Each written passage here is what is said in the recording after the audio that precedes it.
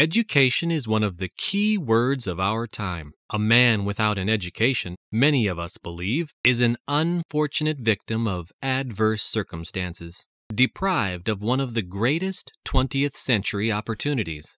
Convinced of the importance of education, modern states invest in institutions of learning to get back interest in the form of a large group of enlightened young men and women who are potential leaders. Education, with its cycles of instruction so carefully worked out, punctuated by textbooks, those purchasable wells of wisdom, what would civilization be like without its benefits? So much is certain that we would have doctors and preachers, lawyers and defendants, marriages and births, but our spiritual outlook would be different. We would lay less stress on facts and figures and more on a good memory, on applied psychology, and on the capacity of a man to get along with his fellow citizens. If our educational system were fashioned after its bookless past, we would have the most democratic form of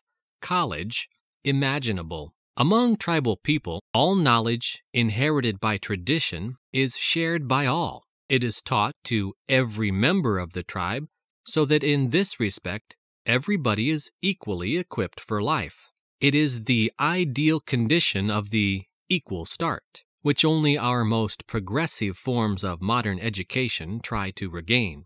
In primitive cultures, the obligation to seek and to receive the traditional instruction is binding to all. There are no illiterates, if the term can be applied to peoples without a script. While our own compulsory school attendance became law in Germany in 1642, in France in 1806, and in England in 1876, and is still non-existent in a number of civilized nations, this shows how long it was before we deemed it necessary to make sure that all our children could share in the knowledge accumulated by the happy few during the past centuries.